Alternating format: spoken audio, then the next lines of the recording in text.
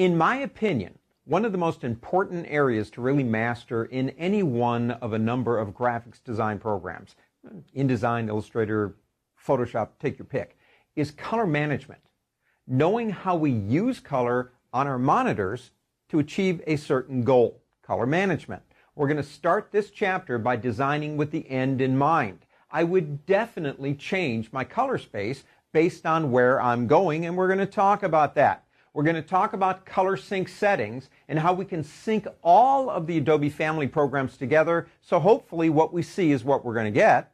We're going to talk about creating process and global colors and the difference between them, and there is a big difference. We're going to talk about defining spot colors, organizing colors using groups, using Illustrator and its color libraries. It's got quite a few. We're going to talk about making our own custom libraries, and we're going to finish it up by getting inspiration with Color Guide and something called the Cooler Color Set. That's K-U-L-E-R. So let's go ahead and get started on color management.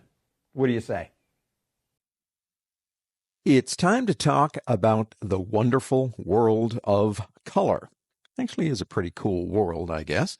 But as it relates, of course, to Adobe Illustrator Creative Cloud. That's why we are here. Now, don't forget, technical information, especially in this case, is about to be disseminated, so please stay alert at all times. Let's get started by talking about, just in a nutshell, what do we have? What's available? If you go into Adobe Illustrator and start working on a document, you have two color spaces. The first one, of course, is RGB, additive. That means red, green, and blue colors. The second one, of course, is CMYK, subtractive, cyan, magenta, yellow, and black. Now, these represent primary colors. All the visible colors are derived from these prime colors, every single one of them. And in Adobe Illustrator, you have, well, about 16.7 million colors. Now, that can vary. It can go up and down, but that's the average image in Adobe Illustrator. What we're talking about now is a little bit on intent. Now, what is my intent for my image? And that's very important to understand. Stephen Covey had an expression, begin with the end in mind. And we should do that in Adobe Illustrator before we start on something, because it can cause problems down the road if we're not in the right color space. So, usage, for example, for RGB color space, the world of light. Okay, I call that the world of light. Number one, monitors, television sets, mobile devices, things like that. We are painting with light when we work in RGB. Now, the opposite of that, and it literally is the opposite, is CMYK color space. I call it the world of absorption. Some people call it the world of inks, and that's true. But everything in the world that's not on a monitor out there reflects color, okay, or actually reflects light waves. And the color that gets to our eyes is based on what we see. So we're talking print in our world, print and maybe paper, which are about the same thing, I would think. And the colors are cyan, magenta, and yellow. Now, technically speaking, if you could take 100% of cyan, magenta, and yellow and mix them together, it would produce a black. But because of impurities in inks and things like that, they add that fourth can of paint, if you will, CMYK, and the K stands, of course, for black. All spaces have a color gamut. Now, think of it this way. I have wide gamut RGB up there, sRGB and CMYK, and notice how they get smaller and smaller, and the CMYK one right here is actually quite small. Now, why is that?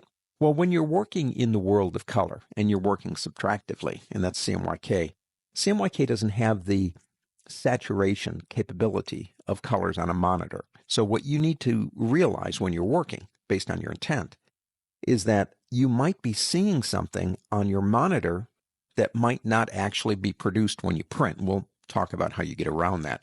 But everything has a gamut. I have an HP printer. I have a Canon printer. They have a different color range. If I had a $10 million Heidelberg press, it would have a different color range. A television has a different color range. A monitor has a different color range. The best thing to do in that situation when you're working is, of course, testing and checking things out. But let's talk just a little bit about subtractive color. It's just something I think that's kind of important to understand how it works. In subtractive color, let's pretend that that gray area down there is a mirror, and it's coated with silver. That is the most reflective metal we have on this planet, silver, and it's usually used to back a mirror. Now let's pretend the glass is perfect. There is no absorption in the glass, so it would say from sunlight, which is trichromatic colors, red, green, and blue, it would reflect everything that hit it. If you get into something like maybe something a little bit grayer, say for example, as it gets darker, that's not a mirror anymore. Now, see, I don't like to use the word darken or darker. It's got more absorption qualities. So you begin absorbing through the material some of the colors. They start going down and absorb into that, well, whatever it is. And then what's left is reflected back up. And we could keep this up all day long. But if you get into a pure black body, and actually one of the most efficient absorption materials in the world is actually black velvet. It will absorb the color and reflect none of it back theoretically. It all gets absorbed. You take something outside, for example, on a hot sunny day. If it's white and it's black, not only does the black absorb the color, it also absorbs radiant heat and everything else. It's a big sponge, if you will. Now, where does color come from? Because right now my examples are in neutral body colors. For example, if you look at the color red, the reason you see red is because the green and the blue are absorbed by the material. We don't see red. Our mind sees red. What it really looks like, I guess in a sense we have no idea, because we're not really seeing objects. We're seeing the light that's reflecting off of them. And the reason we see color is different material absorbs different parts of the spectrum. I mean, that's kind of what it's all about. So what's the bottom line here? Well, it's kind of anticlimactic compared to what I just talked about. If you're working, say, for example, with an intent of going out to paper, print, etc., then you want CMYK color, which theoretically, when mixed together, produce a black, like in the center. If you are going out to monitors or television sets, Blackberries, iPhones, things like that, then you would stay in the RGB additive, which, since we're working with light, if you shine red, green, and blue totally together, they produce a white. RGB additive and CMYK subtractive are actually the exact opposites of each other on the color spectrum. It's the intent that will determine which one you use. Tell you what, you want consistency in your color? You want continuity between, say, this device and a printer, or maybe InDesign or Adobe Photoshop so the colors match? We need to set up our color settings. Should be the first thing you do.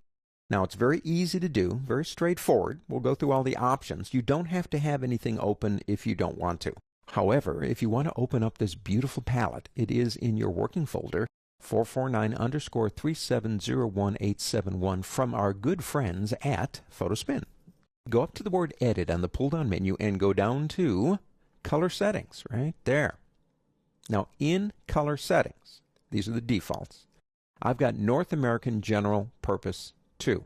If I click here, I've got newspaper, prepress, web, internet. I've got a lot of different options here. I even have one here, actually three. This one, and this one that I made. This one's for my inkjet printer. This one's my calibrated monitor color. And this one's one I use a lot for web profiling. We'll talk about that in a minute. I'm going to set it back here again. Now, your first question to me might be, Andy, I don't live in the United States. Well, I got you covered, okay? Or Adobe's got you covered. Click More Options down here. Now go back up there again, and you'll see Europe and Japan. So you kind of choose your country of origin or your location, and then go from that point forward. Let me go ahead and just close that back down again. Less is more, as they say. So let's say I like this one right here, but I want to make some changes. Like, for example, here's my working spaces. We just have two, RGB and CMYK, monitors, paper, or additive and subtractive. sRGB is actually a good workhorse color working system, but I'm beginning to make a change to Pro Photo RGB, especially if I'm working, say, with monitor work, web work, and even some inkjets. I like Pro Photo. It's a very solid, stable color system. So I'm going to change that. Now, when I do, this changes to custom. That's fine. Down here is CMYK. Now, my suggestion on which one of these you use would be determined by your press operator. Because if we're talking about CMYK here, we're talking about 4-color presses. They're going to know exactly what to choose here. So I would defer this to them. Okay, I'd check with them and see what they like or what they want you to use. Now down here, color management policies. What if I get an image that doesn't have an embedded profile of Pro Photo? What do I do? Well, if RGB, either preserve it, turn it off, or convert it. Now, I'm not going to convert to the working space until I'm sure it's needed. I defer to the intent of the person that designed it up front, and I'll decide to change that later. So I say preserve on that one. And I would do the same thing on CMYK, but that's up to you. Now down here, what do you do? In other words, it's automatic right now. It's just going to do it. But if I say, well, ask me, and even on pasting, ask. If there's a problem, let me determine what I want to do at the moment I open the image. It's up to you. Okay, so we've made some changes here. Let's go up to the word save. Now you can see I have 3 sets already. There's my HP 8500A Pro. Notice the extension of CSF. You say, well, Andy, where did you get that? I got it from the HP site. You might be surprised how many profiles are available for printers directly from the sites, and they're free. So if you can get one, why not? If you're going out to that printer, it's going to be your best bet on getting the best color. Now, if we save this one, I won't, because I already got one down here called Web Profiles, and it's the same thing as what we just did. Give it a name here, make sure you save it in Settings, and then click Save. Now, when you do, the next time you need it, it would be in this list, and that's actually this one right here, Web Profile. If I want to go back to North American General Purpose, I can do that. Everything changes. The Load button is what you use to get a profile. So you call your press operator up and you say, well, how do I set this up? And he says or she says, well, let me just send you the file. You go, excellent. And basically they send you the file. You click Load, find it, boom, you now have it in this list. Now let's go ahead and click OK. Say we're happy with what we did. But you know what? We haven't synced the settings for anything else. What if you're using Illustrator in conjunction with Photoshop, in conjunction with InDesign, which to me would be an excellent workflow for, say, going out to print? I'm doing my images, well, even Microsoft Word for text. I'm doing my images in Illustrator. I'm doing my photographic stuff in Photoshop. I'm doing the assembly of everything in InDesign. Believe it or not, you can have different settings for all of those and really mess up your color sync. What do? Not here. Let me show you something. We haven't talked about a program that you have, and that's Bridge. This button right here, whether you know it or not, you have Bridge. If you click this button and it doesn't open Bridge, you need to go back and do a full load of Illustrator to get it in there. But here's Bridge. Now again, we haven't been here in this lesson series, but I only want to show you one thing. Go up to the word Edit on the pull-down menu and go down to Color Settings in Bridge. Now in Bridge, it's saying it's not synchronized. What do? Well, I'm going to go to my 8500A Pro. I'm going to be working in Illustrator, in Photoshop, and I'll be doing the final assembly in InDesign to that printer. All I got to do is click here and click Apply, and every one of my Creative Suite applications will be synced to the same settings. Bridge is a fantastic organizational tool. Okay, it really is. But the other thing it can help you do is do things like set up your color sync settings for all your programs so you can get working fast. In this lesson, I'm going to begin with the blank document. Then I'm going to come over here and pick up the marvelous rectangle tool and draw myself an earth-shattering rectangle just like that. Now we know that any object that we draw in Adobe Illustrator vector has a stroke and or a fill. It can have one or the other or both. I know this object has a stroke of white and a fill of black because the proxies say white and black. So that's my stroke and that's my fill. Now I also know if I come over here and click, I can change the color of the fill because the proxy for fill is selected. If I come over here and click this one, which is the stroke, I can do the same thing. Now let me move over the swatches panel because we have some enhancements to it, and I like them. Up here at the top now, you have the proxies. So if I'm deciding I've got an object selected and I want to change it, I can actually do it right here as opposed to coming over here. Now you can press the letter X on your keyboard, do the same thing. That reverses them. But the other thing I like about the feature of having the proxies in the swatches panel is it doesn't divert my eyes. And that might seem like a small thing. I agree. But it's the little things that build up over time that make the job easier for you.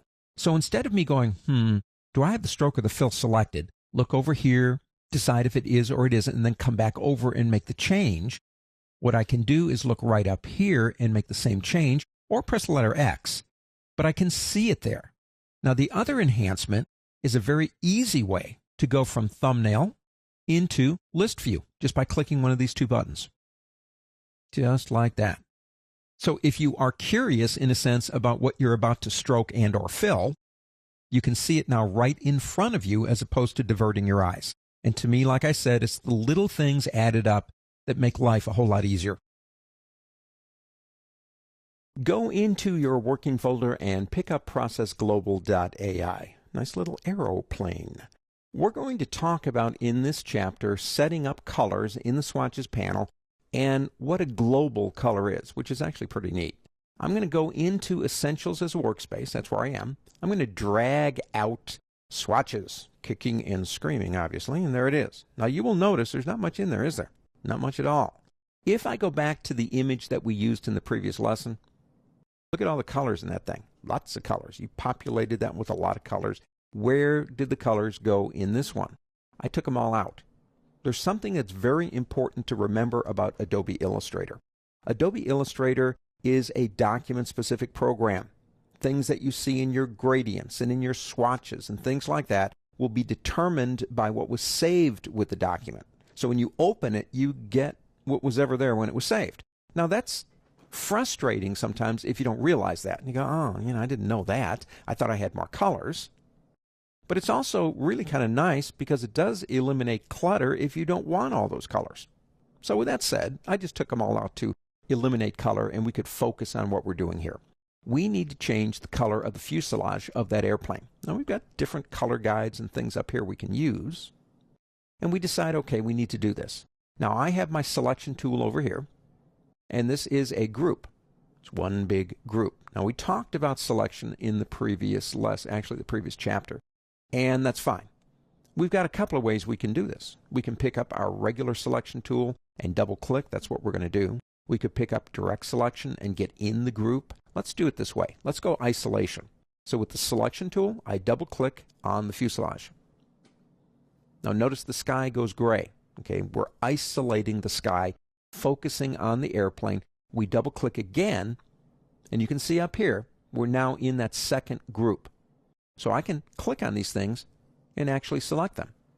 Now if I come up here and choose a color, the one thing you want to remember is that if you have an object selected, when you choose a color, it will change the color of the selected object or objects. Now, let's say we like something about like that. We're happy with that. But we need to change the wing too. So let's stop and save this color. Now we can do that very easily. Actually, there's two very easy ways to do it. You can drag it over here. That'd be one way. I'm going to undo. My way of doing it usually is to click the New button because I get the options easy that way. So it's telling me it's got no red, it's got 244 green and 247 blue. It is a process color. The only other option you have is spot colors. We're not going to talk about spot colors. We're going to stay on process. It's not a global. We won't check that. You can change the color space if you want to, and you can mess around with it down here. Now, what are these things right here? The cube and the warning. The cube on the top means that the color you've chosen is outside of the gamut for web safe. Little warning sign on the bottom means it won't reproduce on a 4-color press. Let's say we are going out to press and we want this color as close as possible. If you click here, it'll try to do that for you. So if it goes away, that means this is a color that will reproduce on a 4-color press. We're happy with that. Let's come up here and change the name to Airplane Color. Click OK. Okay, we're still in isolation mode. Click the wing up here, and then click the color right here. We are on the fill, not the stroke down here. That's why this is on the top. You want to change the stroke, you click here. We're just changing the fill, so we're happy we've got that done. So our client comes. Let me press Escape, and this will take us out of all these groups, and we're back into just looking at the image. Client comes in and says, nah, wrong color. I don't know what the problem was, but that's the wrong color. And I wanted you to use X, and he gives us some numbers, whatever. So we come in here again, and we plug those numbers in. But the problem is, well, I don't know, it's not really a problem. The thing of it is we'll have to go back and change the airplane again. We'll have to reselect those pieces and change it to the new color because it's not a global. Now let's do this. Let's get out of here. Let's actually get rid of that one. Okay, it'll ask you, let me move this up here for you. It will ask you, are you sure you want to do that? Now that's just one more question I don't need to answer. If you want to delete a color and you don't want to answer the question, hold on the Alt key, Option key on a Mac, and Alt in Windows, and when you click it, it will just do it. Now you can always press undo if you felt you made a mistake. Let's build a global color this time. So let's go into New right here. Now as you can see, it will give us the last color we did, which is fine. Let's go ahead and mess about with it a little bit, change a couple of things, and make it a different color. You can see it over here. Okay, let's change to a global. And let's call it again. These names just leap out at you, don't they? Let's go ahead and click OK. Now you're going to notice a difference. There is a little dog ear on the end of that block. That means visually it's a global color. Now we're still going to have to go in and make the change. First off, come in here to isolation mode, double click once, double click twice. Select that, change the color. Select this. Let me get down just a little bit more right there and change that. Globals. Looks the same, prints the same, there's no difference there. Client comes back in and says, look, we're not communicating. That's the wrong color. Now let's say you use that all over the place. Well, here's the cool thing. Go back in and double click on the swatch. That's the global color. We'll turn preview on. Now watch what happens when I begin working. Global colors are attached to the objects. Changing a global color will change any object within the document that you're working in. It's document specific again. So if you want control of the colors and changing, I use globals a lot because I experiment. I want to set something up and then make some changes to the color and watch the changes as I maneuver through the document. And that's a neat thing about globals. But if you don't want that, if you want the color to be the color, no matter what you do to it, then you turn global off. That's the difference between a process and a process global color. Pretty cool though when you think about it. Go into your working folder and open up Spot.ai. When I was younger, I had a dog, and I named that dog Spot, and I thought I was the only one in the world that had that creative name Spot until I realized every dog was named Spot. Of course, I was only about 4 or 5 years old. What are we talking about, dogs, Andy? No, we're talking about spot colors.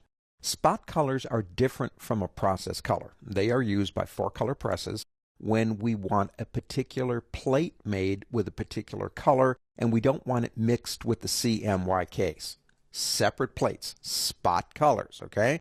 So I went to my press operator, we talked it over, got some ideas, he gave me some numbers for good colors, and there they are. These are the colors for my logo for One-of-a-Kind Productions. So what I want to do is I want to define these as spot colors. Let's go into our swatches panel. Let me pull this out here. Let me pull it down. This is more or less the default colors you get in Adobe Illustrator. What I'm going to do though is these are groups. I'm going to make a group and put my spot colors in that group. I mean, you don't have to, but why not? Click this button right here. Spot colors. Click OK. Now to get them over here and make sure they get in that group, what I'm going to do is number one, click on the K, and I'm going to drag the color, which is now here, over to that group. And I'll do the same thing to the O and drag it over this way. Okay, they're not spot colors yet, but they will be. Double click on the first one. Okay, let me move that over just a little bit like this. Okay, we could leave the swatch name alone. Let's go ahead and do that. Process color, no. Spot. Now watch what happens to my global when I do this. Understand the importance of a spot color being a spot color. If I have that color in more than one place, it's got to be always the same color. Global helps you do that. Now the color mode is going to be CMYK, and well, that's about it. Let's click OK. Let's do the same thing to this one right here. spot color, CMYK, and click OK. Now you will notice something over here. These colors have a little white dog ear and a little black dot inside of the dog ear. I hope you can see that. If you just see a dog ear over there, then it's a global color. If you see the dog ear with the black spot, it's a spot color. Now at this point, it doesn't make any difference. It's a global color. It's when you output it. As you can see, we got to change our colors now because I was clicking on them without looking. Let's come over here and select our O and make sure we got that one. I think that was the color I wanted there. And this one, of course, is this color right there. And let's change this down here too to say this color. Now, when you save this document and give it, say, to your press operator, they now know, because these are defined as spot colors, that they are for separate plates in the 4-color press process. Spot colors. Go into your working folder and pick up colorgroups.ai. Let's get organized. Now, if you know anything about me, and if you do, that's probably kind of scary, but I like organization. I am an organized kind of guy. I work more efficiently when everything is well oiled. And believe it or not, one of the places I really learned that was at the Culinary Institute, where everything in the kitchen has to be exactly where the chef expects it to be. And I carried that into my studio, and I'm happy I did, because it really helps me. When I start a class for Infinite Skills, or I start working on a project for a client, the first thing I do, believe it or not, is I go into my studio and I clean it from top to bottom and organize everything, and then I go. It's just what I do. Everybody has their own level of organization, and you can't push your level on somebody else. But one of the areas that we can really get organized in terms of colors, and I alluded to this in the last lesson, is using groups. Now let's say these colors here represent like paint swatches at a store, but they're paint swatches for a website that I'm doing for a client, and we came to the conclusion that these are the colors that we're going to use. Well, I want to put those into my swatches panel. Now, how do you do that? Well, if I just did like we've done before, I could drag them over here and put them in this area right up here. But why not have your very own group of just those colors? This one's grays. These are the defaults. This one is Web Color Group. I'm going to click this button right here. And let's call this one Sam's Website. Click OK. And there you go. Now the easiest way to do it is something like this. You click it here, you drag it from here, and you drag it over here. Now the reason I'm not clicking the new button is because it would probably put it right up here. So I'm going to go ahead and just start dragging them over as I'm talking, one at a time. Now it doesn't give me the options, and that's fine. I can always change, if I want to, change the color names in that later. But they are all in now, or they will be in a second. They are all in this one beautiful group. Now once you get a group established, you could, well, save a palette out with just that group in it. You could control what's inside of it. You know exactly where those colors are when you begin using them. And there you go. We've made Sam's Website Group. Now, if you come to this button right here, you can say Show Color Groups and get rid of everything but those groups. You could even click on these and delete them if you didn't want them anymore. Control, to me, colors can very quickly get out of control. You can have so many colors and it becomes difficult to find what you need. Creating your own groups is a piece of cake. It's very easy to do. Don't forget that these are only here in this document. But we'll talk about how we get around that by saving sets later on. Okay, I am currently in the same document that we had open in the previous lesson, but I did not save what we had done, and that's all right. So you don't see that extra group that we did over here. If you do, it's fine. If you don't, that's fine too. What I need is inspiration. I am just missing inspiration. I just can't get an idea where I want to start my color set for this website or whatever it's going to be. Adobe Illustrator's got your back here with hundreds and hundreds of color sets built in. Now to get to them, you can go one of two ways here. You can click this button here, and you can go down to Swatch Libraries here, Or you can come over and click this button right here. Either way, you're going to get to them. You got kids stuff, gradients, foods, earth tones. I'll tell you what, let's go to art history. That sounds like fun. And let's go to the Middle Ages. Why not? And there they are over here. Now, they are right now in a separate panel. Now, you like them, you're looking at them, you get an idea of what you want to do here. So if you click on one of these, well, you can select it. We can come over here and click these and change them. Maybe get a better idea of what they are. If you like any of them, you can drag them over. That's no problem. Okay? But let's say we like this entire set. I like these colors. I want to use these colors, but I don't want the Middle Ages panel open. Well, watch this. It's not over here now. I'm going to click the folder, actually the group right here, and it adds them over here automatically. Now, at this point, you could, double-click on them, get an idea of what they are, maybe even change them, add more colors to that group if you wanted to. So you have total control over what's going on there. But let's take this one step further. Let's say we're looking for particular colors, either in Middle Ages or in swatches. You see, now that I have them over here, I don't really need this open anymore, but we'll leave it open for a minute. This area here is not new, but it's been improved. Like, for example, well, what if I'm looking for colors that have the word red in them? That's going to be an easy one. I type in RED. Only have one, but at least it gave it to me. If I know its name, I can do that. But let's get a little bit more difficult. I'm looking for particular colors in Middle Age over here, and the colors that I'm looking for basically have 20% cyan. I want to be that precise. Watch. C, as in cyan, equal 20. And there you go. There are two groups, and in those two groups, each one has one color that has 20% cyan. Now I can drag them over if I want to use them.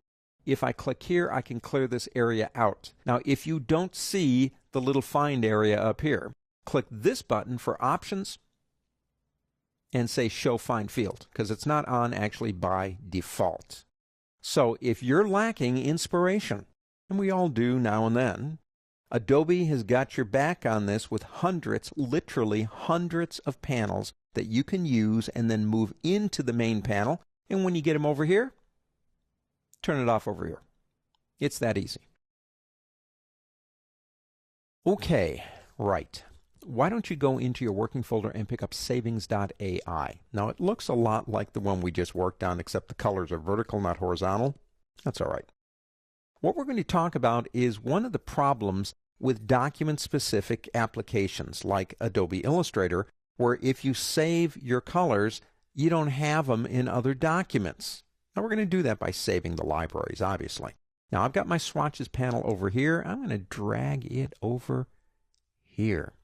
Let me go ahead and pull that down like that. Okay, that is the basic run-of-the-mill swatches panel. What I need is these colors over here so I can save them. However, I don't want all that other junk up there.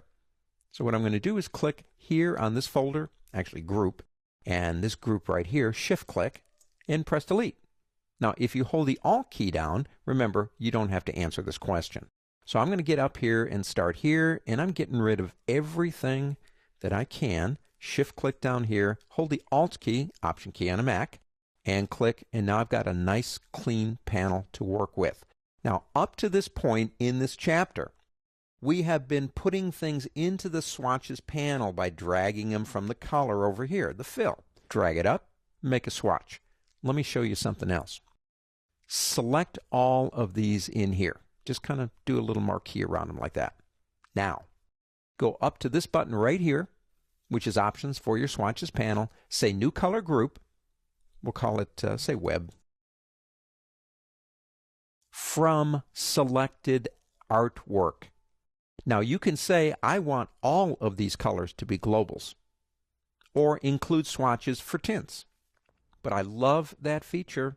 No more dragging one at a time. Let's go ahead and convert them. Why not? And click OK. Now watch. There they are. All that work that we did dragging, which is fine.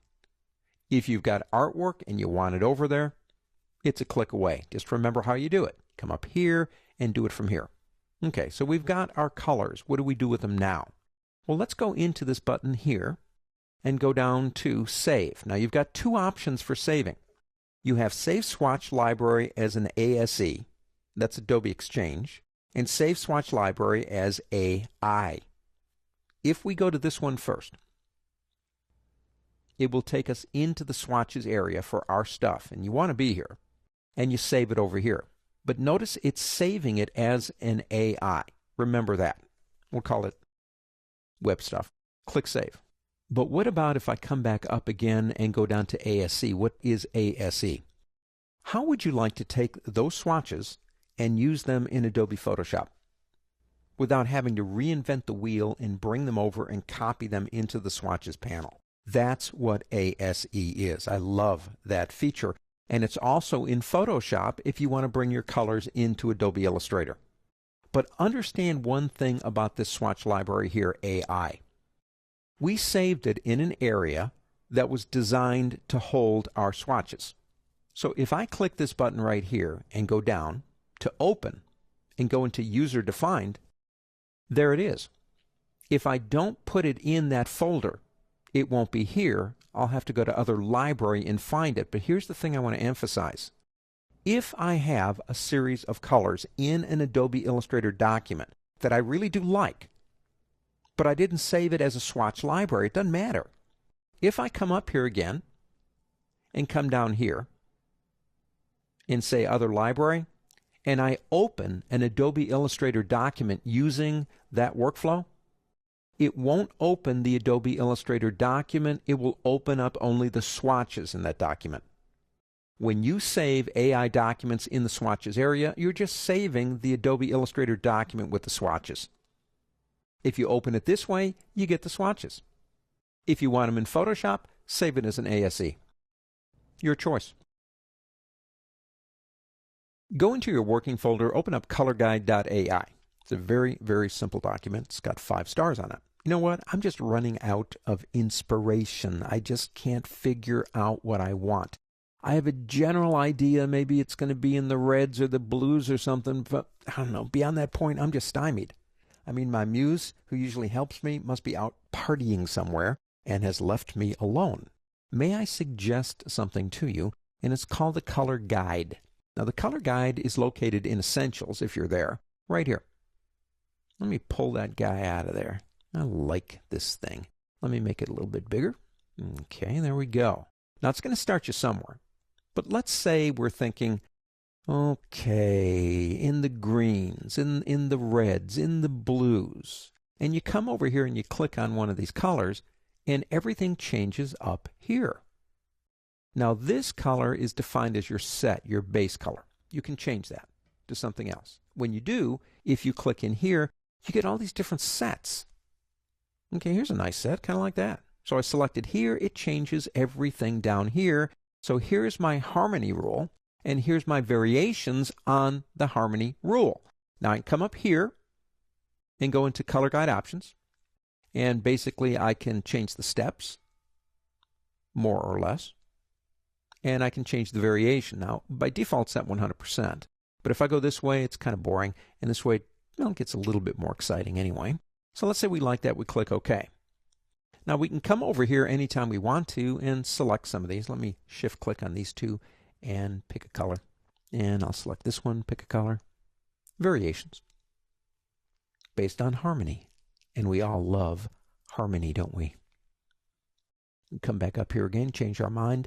There are some very stable, like analogous ones, and there are some very wonky ones too. Okay, you can play around all day long with these. Now, you like what you've got, you can click here and convert them into color swatches. Or you can, we've got vivid menu muted down here. We could go shades, or we can go warm and cool. Up to you. But it is really a great place to get some inspiration to get started in colors that are either analogous or complementary harmony colors. Okay, Color Guide. But what if you don't have a clue to have a clue? I don't even know where to start. I don't even know what color to plug in for my set color here. I have just lost it today. May I suggest Cooler. Now, it's spelled K-U-L-E-R, but it is called Cooler, as in, hey, it's cool. What is it? Well, I'll tell you what, it actually is pretty cool. If you come down here and click this button, now you have to be online to do this, it'll launch the Cooler website. And here we go. Gentlemen, start your engines. I've already signed in. You can see me up here. If you have an account, you sign in up here, or sign out. If you don't have an account, you click here, you make one. It's free. Now, what is this stuff?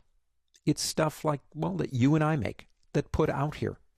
Thousands and thousands and thousands of these things. There's chili zucchini pies. That's kind of interesting. Let's go ahead and select that one. Okay, now it's been downloaded 93 times, if you can read that. Some of these have been downloaded tens of thousands of times. You can add your own comment down here if you want to. This button right here will allow me, if I want to do this, to basically modify it. Let's say I do that. I make a couple of modifications here. Why not? Now, you're not modifying, don't forget this, you are not modifying the original zucchini pie. You're modifying your own copy of it. So once I've got that, I can change this right here. And let me rename that to, see if I can select that, Andy's Chili Zucchini Pies.